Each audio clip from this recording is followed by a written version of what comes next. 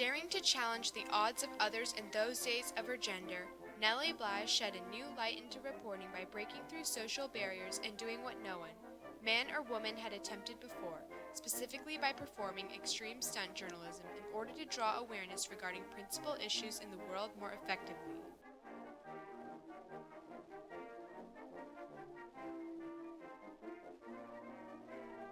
Nellie Bly, dissimulated as insane for the exploration of the conditions of the mentally ill, to encounter the suffering, and to exchange ideas regarding means of improvement for society as a whole. Nellie was a down-to-earth young woman with extreme capabilities in the area of writing. Born on the 5th of May in the year of 1864 as Elizabeth Jane Cochran, the girl who would later permanently alter the definition of reporting was the third out of 5 children, and after the death of her father suffered numerous financial issues. Elizabeth had long dreamed of becoming a writer. However, her dream was often suppressed by the social expectation that women belonged in the home doing domestic tasks, such as sewing, cooking, and raising children, calling the working woman a monstrosity. This sparked anger from Elizabeth, who understood the amount of work women actually had to put in order to find any job in any field, and wrote a letter to the newspaper that had expressed these opinions. As it turns out, the newspaper was in fact rather impressed with the spirit of the girl and hired her as a reporter. Elizabeth began working at the Pittsburgh Dispatch, only to become dissatisfied because her bosses only wanted her to report on local gossip and fashion. They believed that this was the only kind of journalism a woman should be doing, and unsurprisingly she begged to defer. At the Pittsburgh Dispatch, Elizabeth did her first major exposé. One could argue this ultimately launched her career in journalism. She posed as a sweatshop worker to expose poor working conditions faced by the women workers there, and reported about the scandal in the newspaper, which contributed to her rapid rise to fame in terms of her participation in stunt journalism.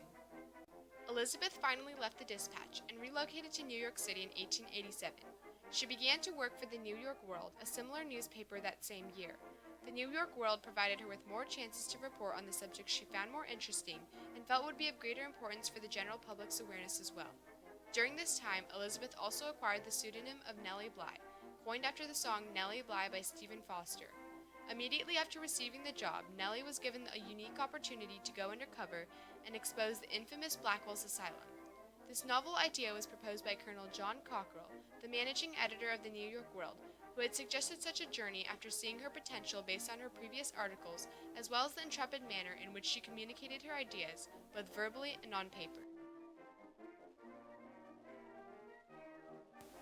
Blackwell's was the first standard asylum of New York, specifically located on Roosevelt Island, making it a secluded location away from the rest of the state.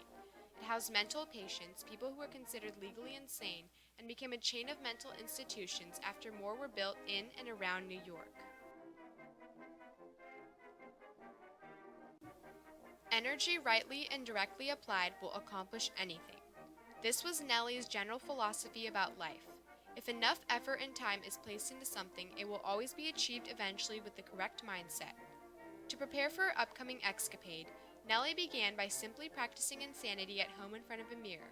She was anxious her act wouldn't be perceived as truly insane and feared she would get in trouble for wasting people's time and attempting to expose the asylum unsuccessfully.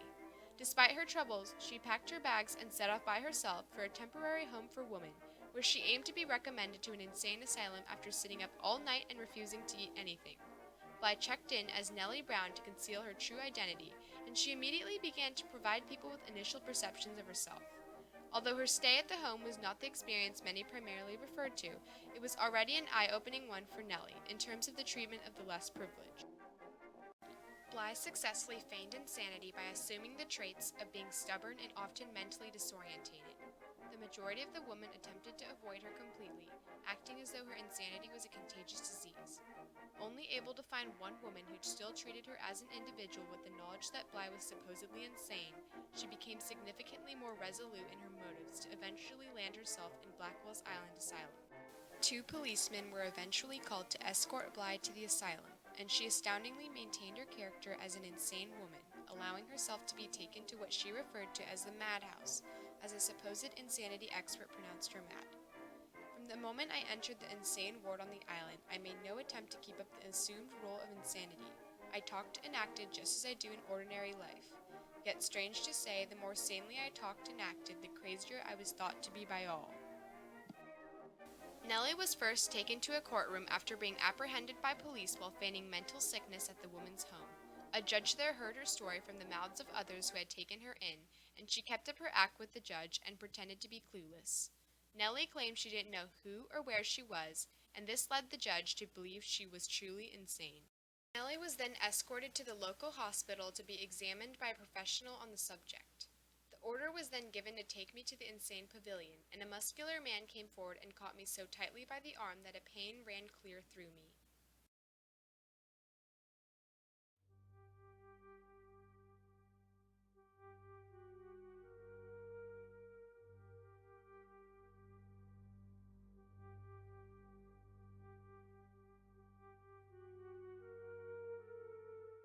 Upon her arrival to Blackwell's Island Asylum, to say Bly was horrified about the number of people who had likely been wrongly pronounced as insane and sentenced to a lifetime in an asylum is an understatement. Residents were also subject to ridicule and punishment for simply being present at the asylum in their daily routine.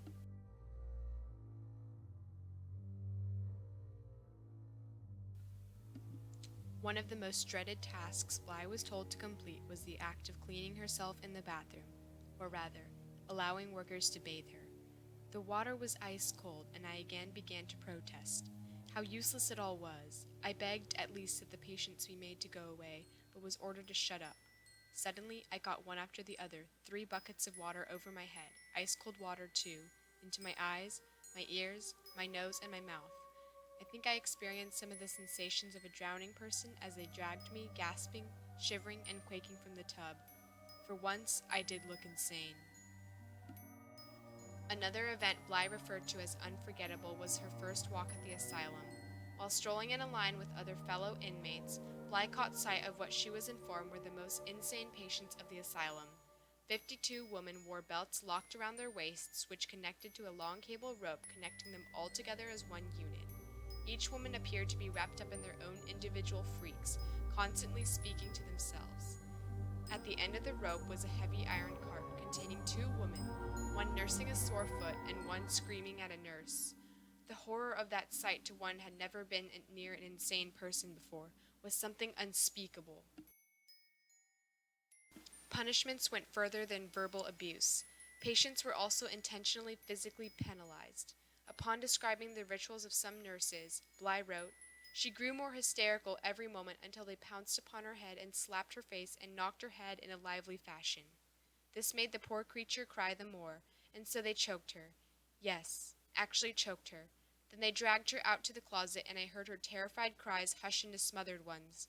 After several hours' absence, she returned to the sitting room, and I plainly saw the marks of their fingers on her throat for the entire day."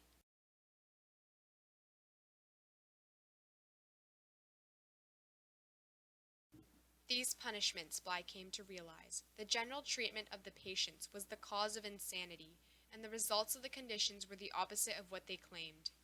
After 10 days in the madhouse, lawyer Peter A. Hendricks was able to rescue Bly from the asylum, and was able to clear the charges of her assumed insanity as well. She published her story through the New York World newspaper as a series of articles, which were eventually compiled into the book 10 Days in a Madhouse, an account of her experience at Blackwell's Asylum. Soon after I had bidden farewell to the Blackwell's Island Insane Asylum, I was summoned to appear before the grand jury. I answered the summons with pleasure because I longed to help those of God's most unfortunate children whom I had left prisoners behind me. Bly's encounter and exploration of the asylum allowed her to exchange ideas and experiences with the general public. The general conditions improved significantly, despite the asylum's constant denial of any wrongdoing. Nonetheless, the legacy of Nellie Bly's expose can still be seen today with more awareness for the general welfare for mentally and physically disabled individuals.